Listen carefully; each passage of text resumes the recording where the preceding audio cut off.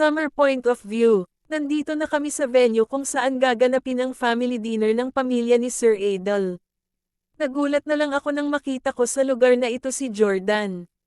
At ito pa ang malala, hindi ko inaasahan na pinsan pala ni Sir Adel si Jordan. Si Jordan ang binagsagang playboy sa campus namin sa high school at ako naman ang binagsagang siga. Nagulat na lang kami nang makita namin ang isa't isa sa lugar na ito. Pero hindi ako nagpahalata na kilala ko siya. Nagpanggap akong ibang tao. You look so familiar to me. Saad sa akin ni Jordan. Nagkunwari akong hindi siya kilala. I'm sorry pero ngayon lang kita nakita. Pagsisinungaling ko, yakap ko na lang sa braso si Sir Adel. Nagkunwari akong mahinhin na dalaga. Kahit ayaw kong gawin yon, ginawa ko na para hindi ako mahalata na ako yung siga na classmate niya sa high school. Baka naman magkamukha lang sila. Saad ni Sir Adel. Siguro nga magkamukha lang sila. Malabo naman kasing maging ikaw yon, kasi tomboy na siga yung kakilala ko. By the way, siya na ba ang ipapakilala mong girlfriend mo? Napatanong na sabi ni Jordan kay Sir Adel. Oo siya, babe, siya nga pala si Jordan, pinsan ko. Jordan, siya naman ang girlfriend ko si Summer. Summer din ang pangalan ng tinutukoy kong kamukha niya. Nagkataon din ba yon, na magkamukha kayo magkapangalan pa? Ano ka ba? Marami na nang magkakamukha at magkakapangalan. Sabi mo tomboy yon, malayo kay Summer. Sige, naniniwala na ako, di ko na ipipilit. Pumasok na lang tayo sa loob. Mukhang tayo lang ang hinihintay nila. Saka lang ako nakahinga ng maluwag. Nauna na siyang pumasok, sumunod naman kami ni Sir Adel. Kinabahan ako sa pinsan mo. Wag mo na siyang intindihin. Yun kasi ang paraan niya para makuha ang loob ng mga babae, kaya ikaw iwas-iwasan mo na siya. Talaga iiwasan ko talaga ang lalaking iyon. Pagkapasok natin dapat sweet tayo sa isa't isa, para mapaniwala sila na totoong may relasyon tayo. Kailangan mapaniwala natin sila na, we're in a serious relationship. You should always call me babe or anything you want to call me. Maliwanag ba? Ganito ba talaga ang mayayaman, lahat na lang dinadaan nila sa pera? Pero okay na din ito, double sahod ko naman eh. Yes po sir, I mean babe. So let's go. Hinawakan niya ang kamay ko at pumasok na kami sa loob. Kinakabahan talaga akong makasalamuha ang pamilya ng boss ko. Hito na nasa harapan ko na ang pamilya ni sir. Bakit kasi biglaan pa ito? Paano kung magkamali ako pag may tinanong sila sa akin? Bahala na nga. Welcome naman nila ako ng mabuti. At in fairness, mababait silang lahat. Yung mama ni Sir super bait at mukhang mapagmahal sa pamilya. Ang papa naman ni Sir mukhang instrikto pero mabait naman siya. Yung tita at tito ni Sir, na mama at papa ni Jordan, mukhang mababait din naman sila. At ang lolo ni Sir, may edad na siya pero malakas pa rin siya kumpara sa ibang matatanda. Tuwang-tuwa ang papa ni Sir, dahil sa wakas daw ay may girlfriend na daw ang anak niya. Pero ang totoo, may karelasyon ng anak niya sa may asawa na. Kaya hito pinagtatakpan niya ang baho niya na kabit ito. Iwan ko ba ang dami-daming babae pero pinili pa rin niyang makipagrelasyon sa may asawa na. Sayang talaga si Sir. At kanina ko pa napapansin na panay ang titig sa akin ni Jordan. At alam ko na kinukutuban pa rin siya na ako yung classmate niya in high school. Sisiguraduhin kong hindi niya ako mabobo ko. Matapos ang family dinner nila ay umuwi na kami. Salamat sa tulong mo. Okay lang yun sir. Basta po ikaw. Yung usapan po natin wag niyong kakalimutan. May isa akong salita. Pumasok ka na. Simula bukas sasabay ka na sa akin pumasok. Naku po sir, nakakahiya naman po. This is your second job. Diba din obol ko ang sahod mo para magpanggap ka bilang girlfriend ko? So, kailangan hatid sundo na kita. Pero secretary pa rin kita. Kayo na ho ang bahala. Kailangan natin gawin yun dahil kilala ko si dad. Alam ko hindi pa rin siya nakukonbansi na girlfriend kita, kaya malamang may babayaran siya para manmanan tayo. So kailangan sweet ka pa rin sa akin sa office. Pag nalaman ta ng mga ka-office ko, nako, baka sa bunot ang aabutin ko. Don't worry, nandoon naman ako para protektahan ka. Pumasok ka na, maaga pa tayo aalis.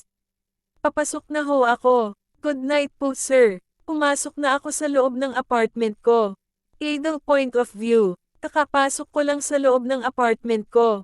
Kinilabutan talaga ako. Kainis talaga. Gustong-gusto ko na talagang umamin na bakla ako. Na gusto kong magsuot ng mga damit pambabae. Kaya lang hindi ko pwedeng maamin dahil kahihiyan naman ang aidudulot nun kay Papa. Kaya wala na akong pag-asa pang umamin pa na bakla ako. At ang tanging nakakaalam lang ay ang best friend kong bruha na si Yula at ang isa kong amega in college na bigla na lang nawala na parang bola. Iwan ko ba kung saan na ang bruhang yun? Kahit paano namimiss ko siya. Kung nandito lang sana siya, di sana siya na lang yung pinakilala ko sa papa ko. Hindi yung bruhang kabit na yun. Kailangan ko nang magpa-beauty rest para mawala ang stress ko. Pagkatapos matutulog na ako. Summer point of view. 2 araw na ang nakalipas nang isama ako ni Sir Adel sa family dinner nila. At hito na naman siya para pagpanggapan akong girlfriend niya. Ako yes lang ang nang yes dahil nakapirma na ako sa kontrata. Oo, may ginawa kaming kontrata at hindi ako pwedeng umayaw kahit ayaw ko. This time ang lolo na naman ni Sir Adel ang nag-invited sa akin sa bahay nila. Hindi lang bahay yon, isang malaking mansyon. O sige, sabihin na nating palasyo kasi sila lang talaga ang pinakamayaman sa lugar na ito. Nandito na kami ngayon kung saan nakatayo yung mansyon nila. At aaminin ko first time kong aapak sa ganitong lugar. Kaya wish me luck, sana hindi ako malasin sa lugar na ito. Tulad ng dati kailangan mapaniwala natin si Lolo. Don't worry, hindi makakasipot ang pinsan ko kung yan ang inaalala mo. Hindi naman siya ang inaalala ko. Shall we? Inabot pa niya sa akin ang kanyang mga kamay para pumasok na kami sa loob ng bahay. Namangha ako sa laki at lawak ng mansyon, hindi pa iyon sobrang ganda pa. Napangangalang ako, kung ako yung pipiliin mong pakasalan ma-experience mong tumira dito. Pulong sa akin ni Sir Adel na ikinagulat ko naman. What do you mean, sir? I'm just kidding. Mamaya pa makakauwi si Lolo, may business meeting pa ata sila, so habang naghihintay tayo sa kanila ipapasyal kita sa kwarto ko. Bakit sa kwarto mo? Bigla akong kinabahan. Sa kwarto niya ako unang dadalhin at bakit naman sa kwarto? May binabalak ba ito? Sinasabi ko na nga ba na may pagkamanyak din pala ang lalaking ito. Sige, subukan lang niyang may gawin siya sa akin, lagot talaga siya. Babaliin ko ang mga buto niya. Dahil matagal na panahon na hindi ako nakapanakit ng tao. Okay, kung ayaw mo sa kwarto, sa garden na lang kita ipapasyal. Magaganda ang mga bulaklak na makikita mo doon. May secret garden ako, na ako lang ang nakakaalam. Nakangiti pa si Sir habang sinasabi niya iyon. Bigla akong napatingin ng masama sa boss ko. Mukhang may binabalak talaga ang lalaking ito. Malakas ang kutob ko. O ang sama ata ng tingin mo. May nasabi ba akong masama? Bigla tuloy napatanong si Sir Adel. Umamin ka nga, sir. May gusto ka ba sa akin?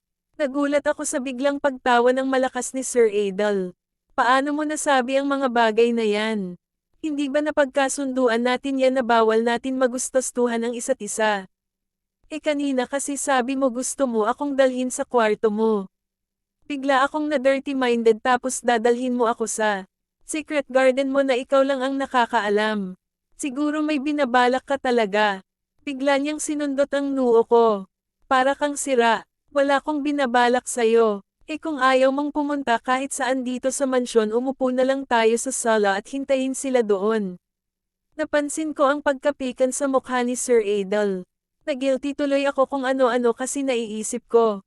Pinigilan ko siyang maglakad. Sige na nga, ipasyal muna ako sa sinasabi mong secret garden mo. You're so lucky today. Dahil ikaw lang ang kauna-unahang makakakita sa secret garden.